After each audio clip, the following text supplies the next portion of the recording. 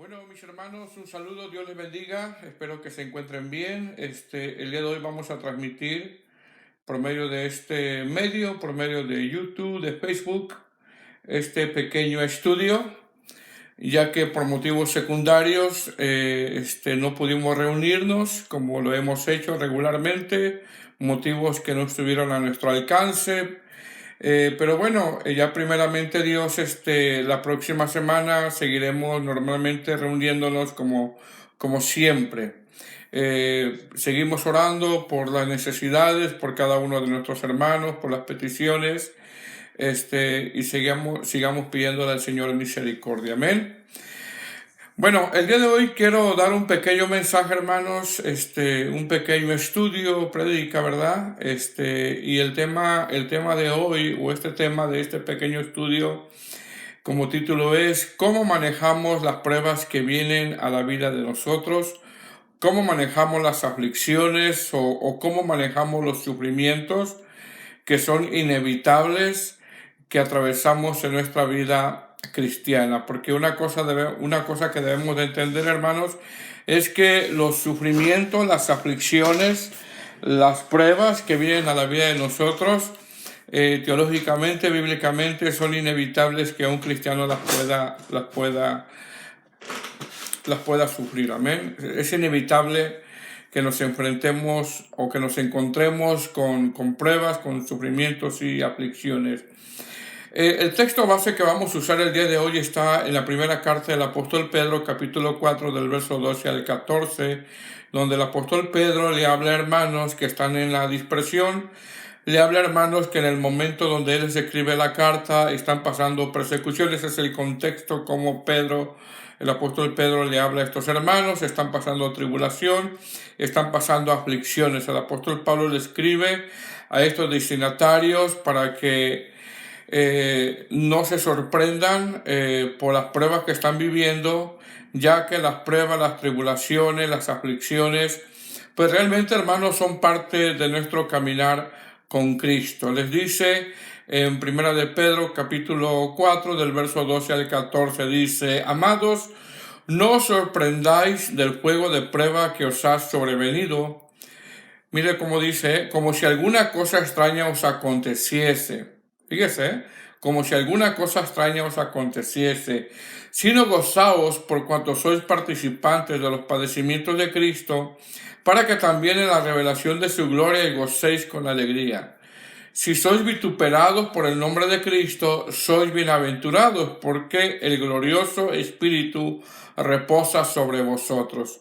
Ciertamente, de parte de ellos, Él es blasfemado, pero por vosotros es glorificado. La versión lenguaje actual dice, queridos hermanos en Cristo, no se sorprendan si tienen que afrontar problemas. Mire cómo dice, no se sorprendan si tienen que afrontar problemas que pongan a prueba su confianza en Dios. Eso no es nada extraño, al contrario, alégrense de poder sufrir como Cristo sufrió, para que también se alegren cuando Cristo regrese y muestre su gloria y poder. Si alguien los insulta por confiar en Cristo, consideren ese insulto como una bendición de Dios. Mire cómo lo dice el apóstol Pedro, ¿verdad? Si alguien los insulta por servir a Cristo, por caminar en Cristo, por ser cristiano, dice el apóstol Pedro en esa versión, consideren ese insulto como una bendición de Dios. Eso significa que el maravilloso Espíritu de Dios está siempre con ustedes. Bueno, nosotros al leer estos pasajes, hermano, entendemos claramente que los destinatarios, en el momento, repito, que Pedro les está escribiendo la carta, están pasando sufrimientos, están pasando pruebas, están pasando adversidades, y el consejo que le da la palabra del Señor a estos destinatarios es que no se extrañen, que no se sorprendan de las pruebas que están atravesando. ¿Por qué?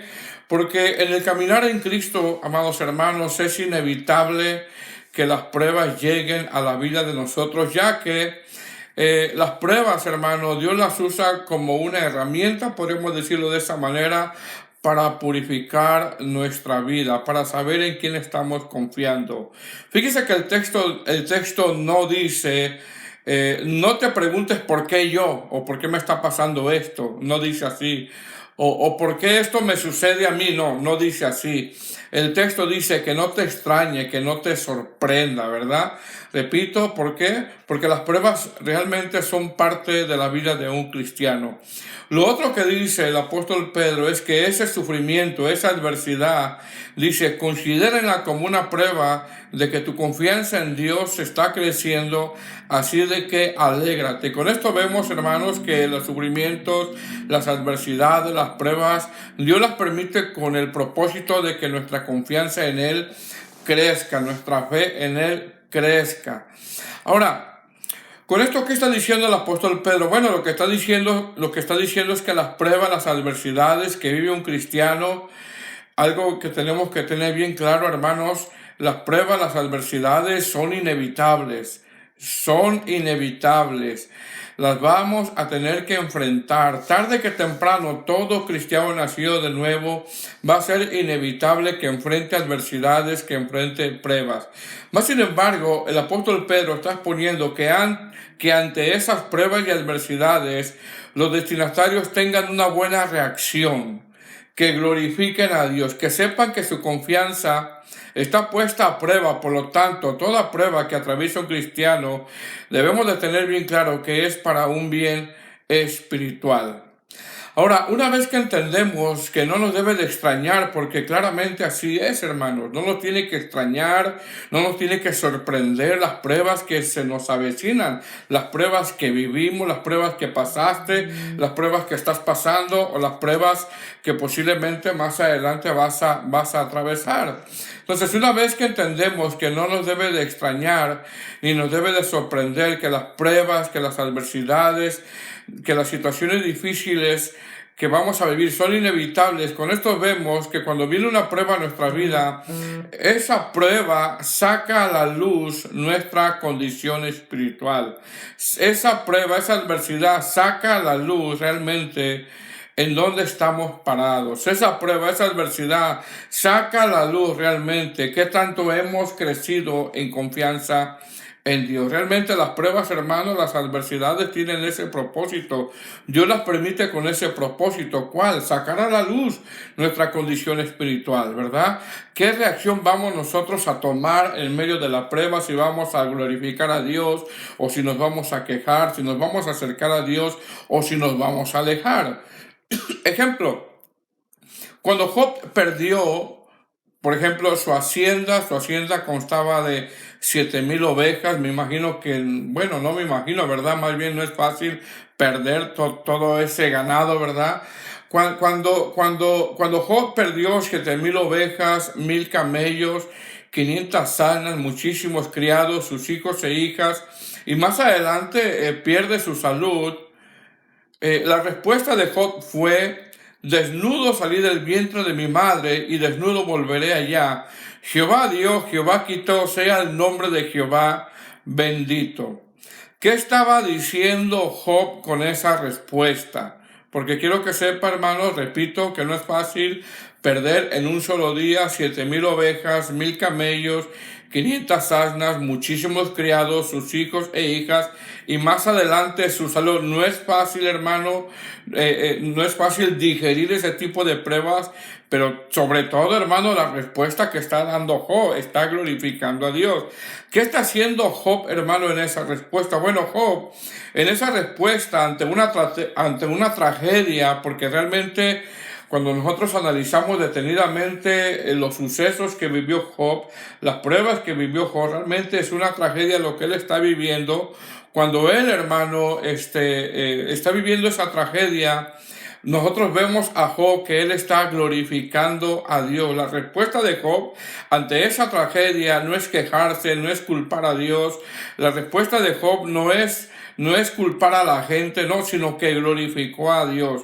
Job, ante esa situación, hermanos, que destruyó, podríamos decir, ¿verdad?, su vida, su moral, hermanos, con esa contestación, hermano, Job corrió hacia Dios, no corrió de Dios, que eso es otra cosa, sino que corrió hacia Dios. Por lo tanto, podríamos decir que Job sacó lo mejor de él, ¿verdad?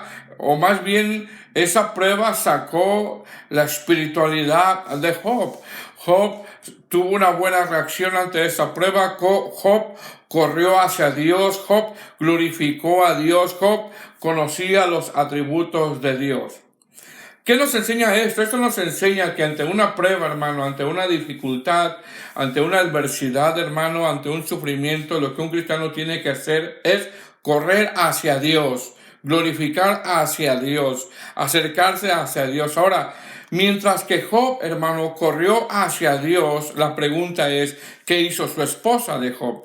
¿Qué hizo la mujer de Job? Bueno, la esposa, que estaba para ayuda idónea con su actitud, trató de alejarlo de Dios. ¿Por qué? Porque la reacción de la mujer, hermano, fue la de una mujer impía. La reacción de la mujer de Job fue la de una mujer que no conocía de Dios, y sí conocía de Dios, sabía quién era Dios, ya que Job, hermano, cuando nosotros analizamos bien el libro de Job, vemos que Job hablaba de la palabra, predicaba la palabra, por lo tanto ella tuvo que haber conocido del Señor. Mas, sin embargo, la reacción de la mujer de Job fue como de una mujer impía. La reacción de la mujer de Job fue como una mujer que no conocía de Dios, como una mujer que no sabía quién era Dios.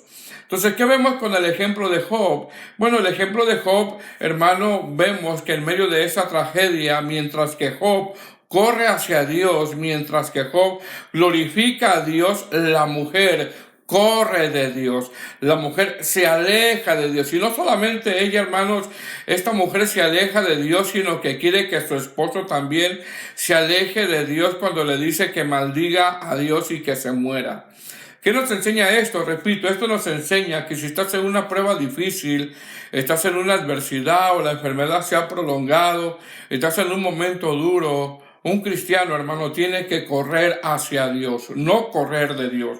Tiene que correr hacia Dios. El consejo que nos da este ejemplo, hermano, es corre hacia Dios, ve a Dios, acércate a Dios, refúgiate en Dios. Repito, ¿qué nos enseña esto? Esto nos enseña que los malos cristianos, en medio de la prueba, en vez de acercarse a Dios, se alejan de Dios, se quejan de la situación. Pero los buenos cristianos, y digo buenos entre comillas, ¿verdad? Porque bueno, nada más es nuestro Señor Jesucristo.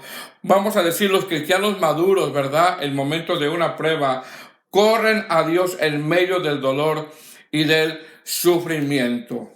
Cuando nosotros analizamos, hermano, el libro de Job y el sufrimiento, Job en medio del dolor, hermano, se hizo muchas preguntas. Job hubo momentos donde se sintió morir, hubo ocasiones como que cuestionó su condición, porque en ocasiones, hermanos, así nos pasa, ¿verdad? Cuando estamos en medio de una prueba difícil, como que cuestionamos un poquito lo que estamos viviendo, de repente nos sentimos morir, de repente no sabemos el por qué nos está ocurriendo esto, y realmente muchas veces no necesitamos saber el por qué. Lo que necesitamos saber es que Dios está con nosotros. Entonces, a través del libro de Job, hermano, en medio del dolor, hizo muchas preguntas, sintió morir, sintió temor, hubo ocasiones donde como que cuestionó su condición. Más sin embargo, hay una lección muy interesante que Job nos dice en Job capítulo 13, versículo 15, donde él, hermano, a pesar de su sufrimiento, a pesar de su condición, él, hermano, decidió esperar en Dios. Es decir, él se mantuvo hasta el final esperando en Dios. En Job capítulo 13, versículo 15 dice, aunque Dios me matare, voy a esperar. Fíjese lo que dice Job, voy a esperar. Por un lado, hermano, había perdido todos sus bienes, había perdido sus camellos, había perdido sus ovejas, había perdido sus asnos, había perdido sus criados, había perdido a sus hijos, que eso indudablemente, hermanos, ha de ser algo muy doloroso, ¿verdad? Había perdido su salud, había perdido su testimonio. Mas sin embargo, a pesar de eso, hermano, en vez de él de correr de Dios, sino él corrió hacia Dios. Y en ese de buscar hacia Dios, hermano, él decidió esperar en Dios. Repito, dice el libro de Job, capítulo 13, versículo 15, aunque Dios me matare, voy a esperar. Es decir, a pesar de los cuestionamientos que hizo, porque era un ser humano como nosotros, porque nosotros en medio de aflicciones de repente tenemos cuestionamientos, hermanos. Otra lección que nos enseña aquí el sufrimiento es: hay que esperar en Dios. Tenemos que esperar en Dios. No hay que alejarnos, no hay que apartarnos. Muchos cristianos en medio de sufrimientos y de pruebas deciden no ir a la iglesia, deciden echarle la culpa al hermano, deciden echarle la culpa al pastor, deciden echarle la culpa a las circunstancias. Cuando Dios, hermano, Dios sabe la prueba que estás pasando. Dios la permite con un plan y con un propósito. Y lo único que tenemos que hacer a través de estos ejemplos, hermanos, que estamos viendo, no solamente lo que dijo el apóstol Pedro, ¿verdad? Que no os sorprenda de las pruebas y de la vida de Job, es que estás en un padecimiento, hermano, espera en Dios, acércate a Él, corre a Él, refúgiate en Él.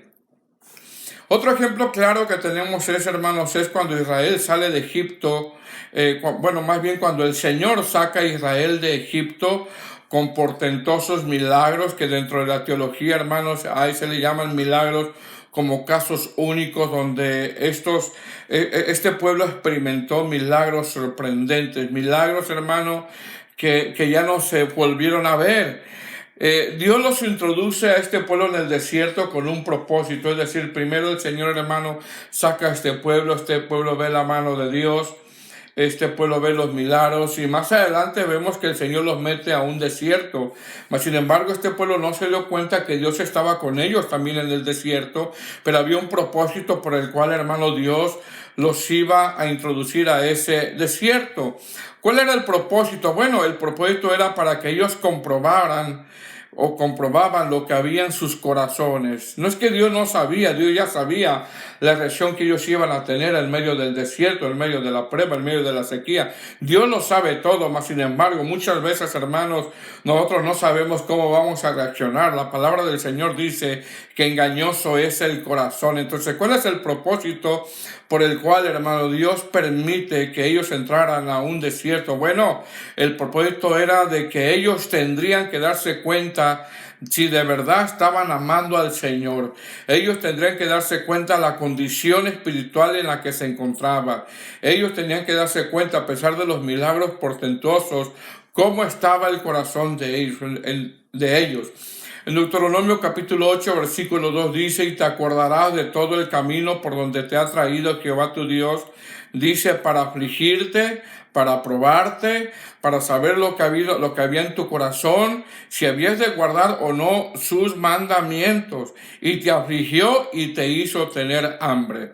Es decir, con esto nosotros vemos que Dios introdujo a Israel en el desierto. Dios permitió la hambruna, Dios permitió la sequía, Dios permitió que hubieran ejércitos contrarios, ejércitos ya formados con armamentos, cuando este pueblo aún todavía se estaba formando como nación. No era un pueblo que tenía armamentos. Ellos tenían que confiar, hermano, que en esa travesía Dios los iba a defender. Mas sin embargo, Dios permitió todo eso.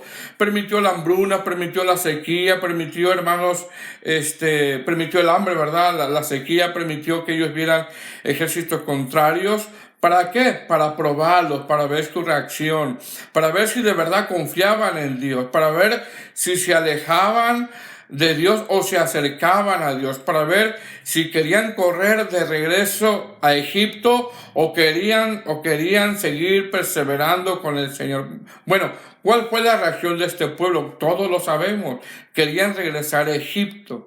Querían volver a Egipto. Con esto vemos, hermano, que la prueba, las aflicciones que Dios les permitió vivir, porque dice que Él los introdujo al desierto, en ellos había un propósito. Por lo tanto, con eso nosotros podemos entender, hermano, que la prueba que tú vives, que el sufrimiento que tú vives, que la aflicción que tú vives tiene un propósito. Tienes que saber que Dios está en control, tienes que saber que Dios no está ajeno a lo que tú estás padeciendo. Pero, más sin embargo, Dios la permite para que nuestra confianza en Dios crezca. Ahora, mire bien, regularmente, hermano, el sufrimiento, las adversidades, como que nos acercan más a Dios, como que nos hacen más, con un sentir de acercarnos a Dios, que no debe de ser así, ¿verdad?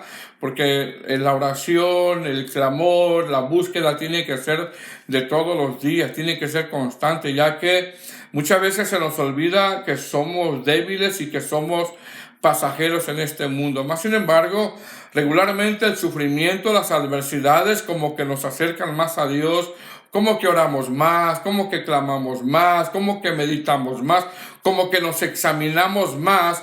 Y es que, mire bien lo que le voy a decir, y es que bíblicamente las persecuciones, las adversidades, los sufrimientos que vive un cristiano, o por ejemplo, o que vivió la iglesia desde su inicio, jamás le han hecho daño a la iglesia, sino que al contrario, la han fortalecido. Quiero esto repetirlo porque es algo bíblico, es algo teológico, que las aflicciones, las persecuciones, hermanos, que ha vivido la iglesia o que vive un cristiano desde su inicio, jamás le han hecho daño a la iglesia. Al contrario, las aflicciones, las persecuciones han fortalecido a la iglesia, y es por eso que Dios, dentro de su soberanía, hermano, Dios las permite.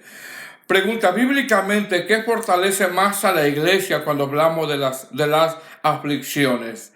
¿Qué? ¿Las persecuciones, las aflicciones, o que la iglesia esté cómoda? ¿O que la iglesia esté dormida? ¿O que la iglesia esté pasiva? ¿O que la iglesia esté diferente? Bíblicamente, hermano, lo que ha fortalecido a la iglesia desde su nacimiento son las persecuciones. Mas, sin embargo, cuando hay una iglesia cómoda, cuando hay una iglesia dormida, cuando hay una iglesia pasiva, cuando hay una iglesia indiferente, eso podríamos claramente decir que sí daña la vida espiritual de la iglesia. Cuando la iglesia no ora, cuando la iglesia no evangeliza, cuando la iglesia está bien cómoda, está bien dormida en sus laureles, cuando está bien pasiva, cuando la iglesia es muy indiferente a las cosas del Señor, cuando la iglesia está más entretenida en las cosas del mundo que en las cosas del Señor, podremos nosotros asegurar y decir, hermano, que eso sí daña la vida espiritual de la iglesia, a diferencia de los padecimientos o de las persecuciones. Repito, bíblicamente, teológicamente, lo que ha fortalecido a la iglesia desde su nacimiento, pues es precisamente eso, las persecuciones, ¿verdad? Así de que, hermanos, dejemos de estar cómodos, dejemos de estar dormidos, dejemos de estar pasivos, dejemos de estar indiferentes en las cosas del Señor, ya que eso sí daña la vida espiritual de nosotros. Otro ejemplo, hermano, de los sufrimientos, hermano, en cómo debemos de manejarlos, lo podemos ver también en la carta de los Filipenses, donde Dios permitió que el apóstol Pablo fuera a prisión. La carta de los Filipenses es una de las cartas llamadas cartas desde la prisión. El apóstol Pablo, estando en prisión, de una manera sorprendente, hermano, discierne lo que pocos disciernen, hermano, del por qué él está en prisión. Él está en prisión, él no le está echando la culpa a los hermanos, él no le está echando la culpa a Dios, él no le está echando la culpa a algún pastor, él no le está echando la culpa a algún apóstol, que en ese tiempo había, ¿verdad? En este tiempo ya no hay apóstol físicamente, pero él no le está echando la culpa a nadie. Él sabe que el estar en esa prisión, porque es una aflicción estar en una prisión, bueno, él sabe, él ha discernido que hay un propósito del por qué él está ahí. Dice Filipenses capítulo 1, versículo 12. Quiero que sepáis, hermanos, que las cosas que me han sucedido, mira lo que dice, que las cosas que me han sucedido han redundado más bien para el progreso del evangelio. La palabra progreso que usa el apóstol Pablo es una palabra en griego que significa avanzar. Es decir, en vez de que el evangelio se detuviera, el evangelio está avanzando. Más sin embargo, me llama la atención que esa palabra progreso en griego, en un variante del griego, tiene que ver con hacer pedazos una oposición. Fíjese cómo también es lo que significa la palabra progreso, hacer pedazos una oposición, o abriendo brecha. Es decir, el hecho de que Dios permitió bajo su soberanía de que el apóstol Pablo estuviera en esa prisión, entendamos que estar en una prisión es estar en una aflicción también. Bueno, el hecho de que Dios permitió eso era para que el evangelio se siguiera propagando en ese lugar. Mientras que el adversario pensó que el evangelio se iba a detener, Al contrario, el Evangelio está progresando y eso es lo que entiende el apóstol Pablo a través de esa aflicción, de ese encarcelamiento que él está viviendo. ¿Por qué? Porque el Evangelio está avanzando, el Evangelio está haciendo pedazos la oposición, el Evangelio está abriendo brecha. Dice el verso 12, quiero que sepáis, hermanos, que las cosas que me han sucedido han redundado más bien para el progreso del Evangelio. Verso 13, de tal manera que mis prisiones, mira lo que dice, se han hecho patentes en Cristo, en todo el pretorio y a todos los demás. ¿Qué está diciendo Pablo? Bueno, Pablo, repito, está en prisión, está, podríamos decir nosotros, en una aflicción, ¿verdad? Está en una prueba. Más sin embargo, él está en ese lugar, hermano, en ese lugar donde la Escritura lo llama el pretorio. Ahora, ¿qué era el pretorio? El pretorio, hermano, era un lugar muy concurrido donde estaba la Guardia Nacional. El pretorio era un lugar muy importante. En ese lugar había jueces. En ese lugar había gente de alcurnia, en ese lugar estaba la crema innata romana, en ese lugar había centuriones, en el pretorio, en ese lugar estaban los tribunales del gobernador. Es decir, para poder entrar, hermano, a ese lugar y predicar la palabra del Señor, predicar el Evangelio, no había manera. No había manera, repito. ¿Por qué?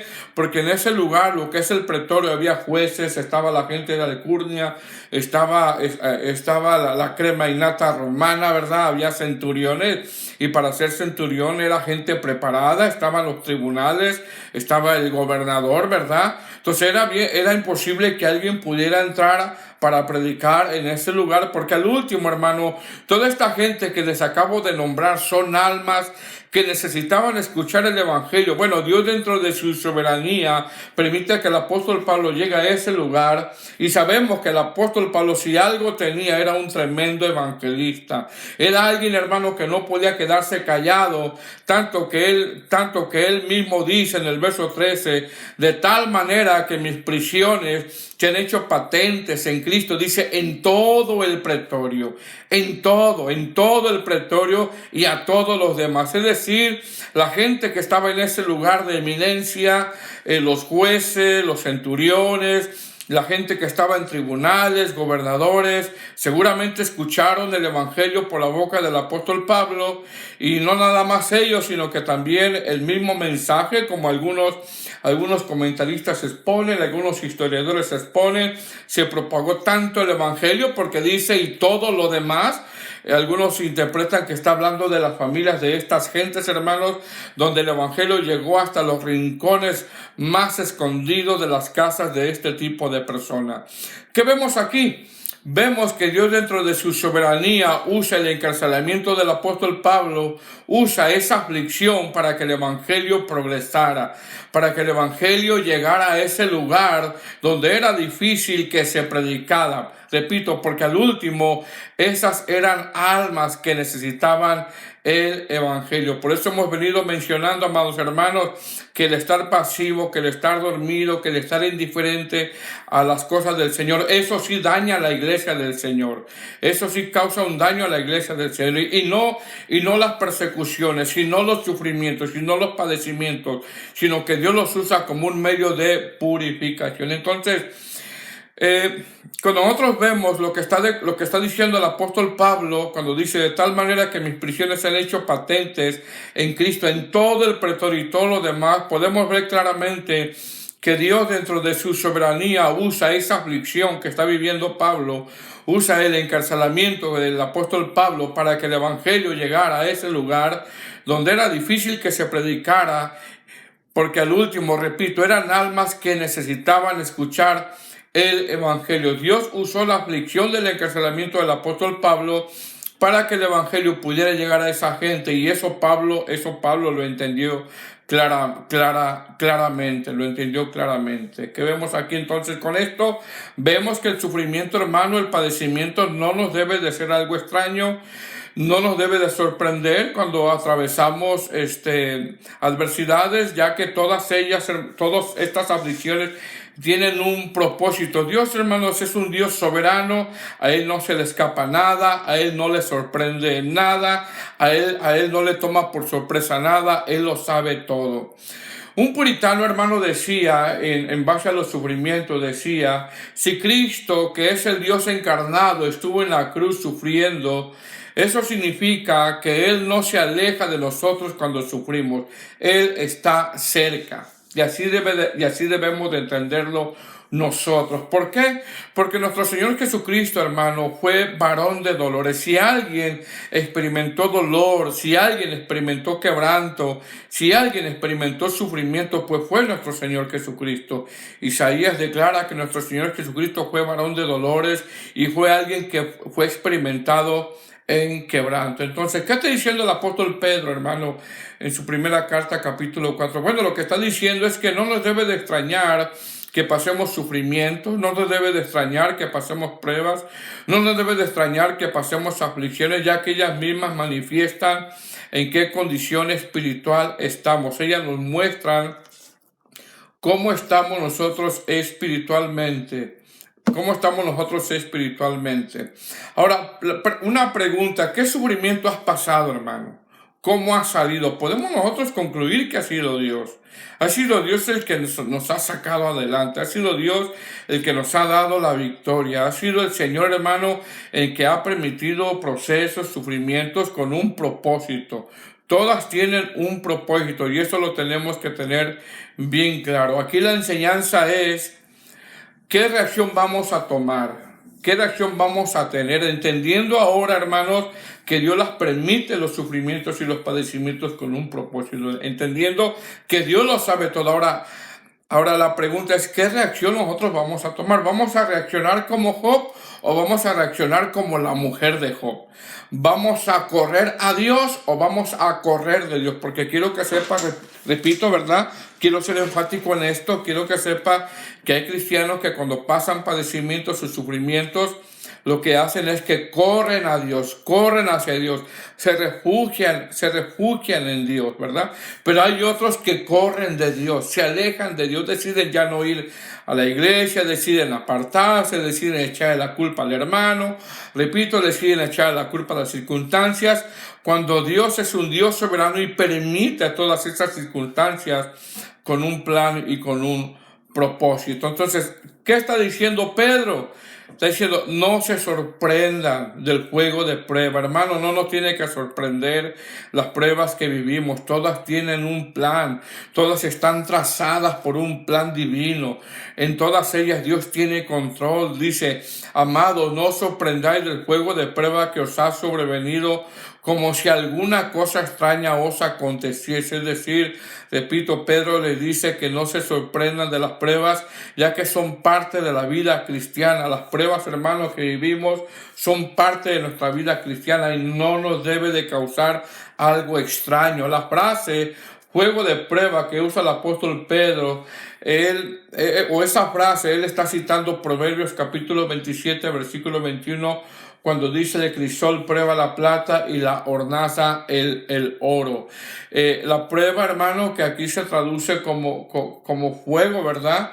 Tiene el propósito, hermano, de el fuego probar de verdad si el oro es genuino, si la plata es genuina, para sacar, hermano, lo genuino y sacar la escoria de cuando se está purificando, hermano, el oro o la plata. De la misma manera, Dios, hermano, tiene sus medios para purificarnos y es por eso que Él permite la prueba. Dice el apóstol Pedro que os ha sobrevenido, que ha sobrevenido. A esto se le llama un participio presente.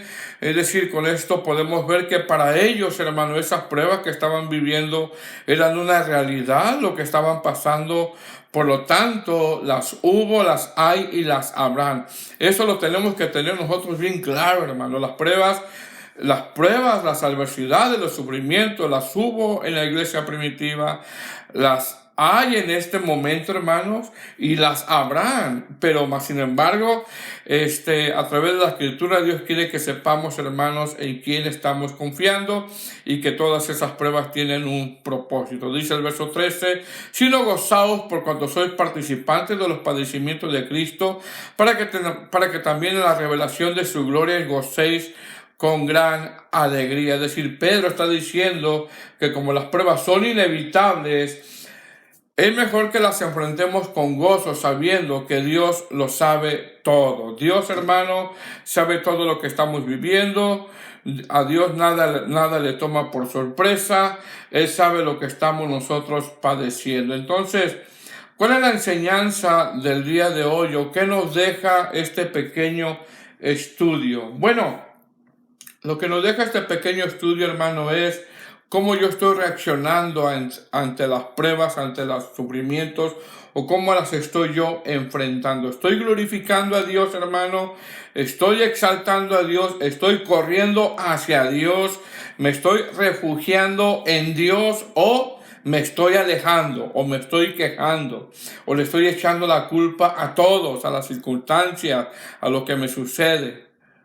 ¿Cuál es la reacción que nosotros estamos, hermano, dando ante las pruebas? Repito, podríamos decir, hermano, en el caso de Job, ¿verdad? Que esa prueba sacó, hermano, sacó realmente en qué condición estaba espiritualmente Job. Job tuvo una buena reacción, aunque más adelante, hermano, él cuestionó mucho de sus sufrimientos porque él fue humano, nosotros somos humanos y muchas veces de repente, hermano, en medio del dolor como que cuestionamos un poquito los sufrimientos del por qué nos están ocurriendo ciertas cosas, ¿verdad? Mas, sin embargo, la gran enseñanza que nos da estos pasajes es que Job decidió esperar en Dios. Y es lo que tenemos que hacer, hermanos, esperar en Él. Estás en una prueba, estás en una adversidad, espera en Dios. Corre hacia Dios, glorifica a Dios y no hagamos lo que hizo su mujer, alejarse de Dios, quejarse de Dios. Y no solamente alejarse ella de Dios, sino ella quería que su esposo se alejara de Dios. ¿Qué más nos enseña este pequeño estudio, hermano? Pues nos enseña la actitud que tenía el apóstol Pablo, hermano, el discernimiento que él tenía cuando él estaba en prisión, cuando él estaba en esa aflicción, ¿verdad? Él estaba entendiendo que todo era plan de Dios, ya que lejos de que la oposición detuviera el evangelio estaba progresando y eso Pablo lo pudo entender. El evangelio estaba abriendo brecha, el evangelio estaba haciendo pedazo de la oposición, donde mucha gente que estaba en el pretorio, hermano, estaba escuchando el evangelio, jueces, gente de alcurnia, centuriones, gente que andaba en los tribunales, gobernadores, seguramente escucharon el evangelio, no solamente ellos, sino también sus familiares, sus hijos. Es decir, el evangelio llegó hasta los rincones más escondidos, tanto de gente pobre en Roma, en toda Asia Menor, como en gente de alta posición. Dios, hermano, tiene un plan siempre dentro de los padecimientos que vivimos. Dios no está ajeno a los padecimientos que vivimos, así de que lo que podemos nosotros entender, hermano, que Dios es soberano, ¿verdad? Y todo lo que ocurre en la vida de nosotros, las aflicciones que vivimos, tienen un propósito, hay un porqué. Entonces, podemos concluir, amados hermanos, en este pequeño estudio, ¿verdad? De este viernes, podemos concluir que estás en una aflicción, hermanos, no te sorprenda la prueba, no te sorprenda el padecimiento, ¿verdad? Estamos en una adversidad, estamos en un sufrimiento, estamos en una prueba. Bueno, corre hacia Dios, refúgiate en Dios, acércate a Dios, glorifica a Dios, espera en Dios y no corras de Dios, no te alejes de Dios, sino al contrario. Amén. Así de que, hermanos, este es el pequeño estudio que el día de hoy el Señor me permitió hacer a través de este medio. Esperamos que haya sido de bendición, estemos en oración unos con otros. Amén, hermanos. Estemos orando. Próximamente ya nos vamos a reunir nuevamente en el lugar donde el Señor nos proveó. Repito, este fin de semana no lo podemos hacer por circunstancias ajenas a nosotros, pero prontamente estaremos ahí. Dios les bendiga, estemos orando unos por otros y recuerda, hermano, estás en un padecimiento, estás en una aflicción, acércate a Dios, corre hacia Dios, glorifica a Dios, espera en Dios. Que el Señor te bendiga y espero que este pequeño estudio haya sido de mucha bendición.